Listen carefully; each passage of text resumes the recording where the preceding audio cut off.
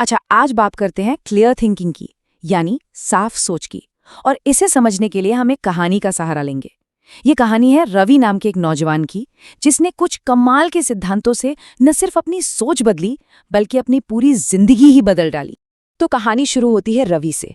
रवि एक ऐसा लड़का जो अपनी जिंदगी में कह सकते हैं बस बह रहा था। कोई डायरेक्शन नहीं, कोई प्लान नहीं, कुछ भी पूछो तो उसका एक ही जवाब होता था, अरे जो होगा देखा जाएगा।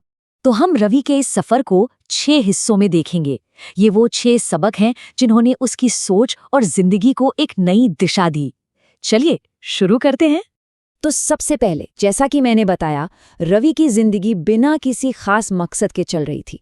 कोई बड़े सपने नहीं थे, कोई एम्बिशन नहीं था, बस एक ही लक्ष्य था, जैसे तैसे करके कॉलेज के एग्जाम पास कर लिए जाए।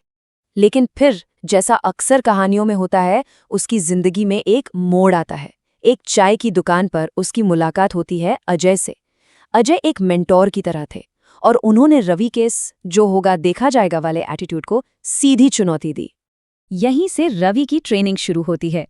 अजय उसे बेहतर फैसले लेने का सबसे पहला और शायद सबसे जरूरी सबक सिखाता है।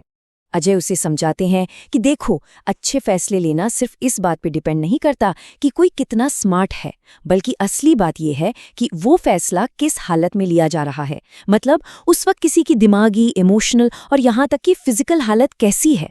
इसी को अजय नाम देते हैं पोजिशनिंग का। मतलब कोई भी बड़ा फैसला लेने से पहले खुद को सही दिमागी और इमोशनल स्टेट में लाना। ये बिल्कुल वैसा ही है जैसे शतरंज का कोई माहिर खिलाड़ी अपनी सबसे बड़ी चाल चलने से पहले अपनी सभी मोहरों को सही जगह पर, सही पोजीशन पर रखता है। गेम जीतने के लिए ये पोजीशनिंग बहुत जरूरी है। अब रवि ने अपनी पोजीशनिंग पर काम करना तो शुरू कर दिया, लेकिन जैसा हम सबके साथ होता है, कंसिस्टेंसी बनाए रखना मुश्किल था। कभी वो मोटिवेटेड होता, कभी नहीं। और यहीं पर अजय उसे अपना दूसरा सबक सिखाते हैं। अजय कहते हैं कि इसका हल है अच्छी आदतों को अपना डिफ़ॉल्ट बिहेवियर बनाना। मतलब कुछ अच्छे काम ऐसे होने चाहिए जो अपने आप हो जाएं, जिनके लिए सोचना ही ना पड़े, एकदम ऑटोमेटिक। और ये होता कैसे है? बहुत सिंपल है। सबसे पहले एक क्लियर गोल सेट करो, फिर उस गोल से जुड़ी एक आदत बनाओ और उस आदत के लिए एक सिस्टम तैयार करो। सबसे ज़रूरी, अपने आसपास का माहौल ऐसा बनाओ कि वो आदत अपनाना आसान हो जाए। जैसे अगर रोज सुबह एक्सरसाइज करनी है तो रात को ही अपने कपड़े निकाल कर रख लो। इससे सुबह सोचना नहीं पड़ेगा, बस उठो और शुरू हो जाओ।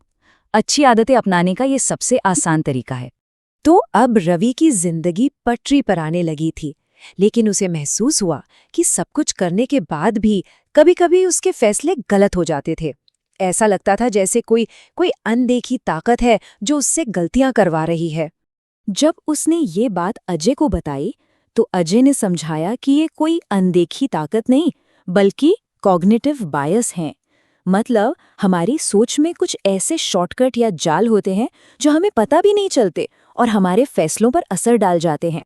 अजय ने उसे 2 सबसे आम बायस के बारे में बताया। पहला, कन्फर्मेशन बायस। इसमें हम सिर्फ वही जानकारी देखते या सुनते हैं जो हमारी पहले से बनी हुई सोच को सपोर्ट करती है। और दूसरा है अवेलेबिलिटी बायस। इसमें हम उन चीज़ों को ज़्यादा महत्व देते हैं जो हाल ही में हुई हो या जो हमें आसानी से याद आ जाएं। जैसे मान लीजिए कि किसी दोस्त ने हाल ही में किसी बिजनेस में पैसा लगाकर अच्छा मुनाफा कमाया। अब ये बात सुनकर बिना कोई रिसर्च किए उसी बिजनेस में पैसा लगा देना, ये अवेलेबिलिटी बायस का एक क्लासिक केस है, क्योंकि दोस्त की सफलता की कहानी दिमाग में ताज़ा है। ठीक है, तो अब रवि ज्यादा समझदारी से फैसले लेने लगा था। वो बायस के बारे में भी सोचने लगा था, लेकिन फिर भी कभी कभी रिजल्ट अच्छा नहीं आता था और इससे वो बहुत फ्रस्ट्रेट हो जाता था। और यहीं पर अजय उसे अपना अगला और बहुत ही जरूरी सबक सिखाते हैं। वो कहते हैं, अपने फैसले लेने के प्रोसेस को उसके नतीजे से अलग करके देखो। मतलब समझिए, कभी कभी एक बहुत अच्छा सोचा समझा फैसला भी बुरे नतीजे दे सकता है, सिर्फ खराब किस्मत की वजह से। और कभी-कभी एक बहुत ही खराब फैसला भी अच्छी किस्मत की वजह से काम कर जाता है। तो अगर हमें सच में सीखना और बेहतर बनना है, तो हमें नतीजे पर नहीं, बल्कि अपने फैसला लेने के प्रोसेस पर फोकस करना होगा, क्योंकि किस्मत हमारे हाथ में नहीं है, प्रोसेस है। और अब हम आते हैं आखिरी सबक पर। रवि ने बहुत कुछ सीख लिया था, लेकिन अब भी कुछ पुरानी आदतें थीं जो उसका पीछा नहीं छोड़ रही थीं। इन आदतों में वापस फिसल जाना बहुत आसान था। इसका हल अजय ने बताया, फ्रिक्शन पैदा करो। फ्रिक्शन का मतलब है जानबूझकर अपनी बुरी आदतों के रास्ते में रुकावटें खड़ी करना, उन्हें करना मुश्किल बना दो। बहुत आसान सा उदाहरण है।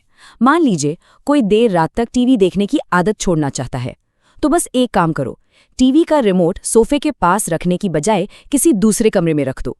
अब टीवी चलाने के लिए उठकर जाना पड़ेगा। ये जो छोटी सी मेहनत है ना, यही फ्रिक्शन है। रवि ने यही तरीका अपनाया। उसने अपने फोन और टीवी जैसी ध्यान भटकाने वाली चीजों के लिए फ्रिक्शन पैदा किया। नतीजा, उसका फोकस और प्रोडक्टिविटी दोनों ही जबरदस्त तरीके से बढ़ गए। तो ये था रवि का सफर, एक उलझे हुए नौजवान से एक साफ सोच वाले इंसान तक। और इस बदलाव की नींव थे ये 5 शक्तिशाली सिद्धांत। फैसला लेने से पहले सही पोजीशनिंग में आना, अच्छी आदतों को डिफ़ॉल्ट बनाना, अपनी सोच के बायस को पहचानना, नतीजे की जगह प्रोसेस पर ध्यान देना और बुरी आदतों के लिए फ्रिक्शन पैदा करना। और अब आखिर में एक सवाल सोचने के लिए छोड़ जाते हैं। जब हम अपनी जिंदगी के सबसे बड़े फैसलों के बारे में सोचते हैं, तो क्या वो फैसले वाकई सबसे सही पोजीशन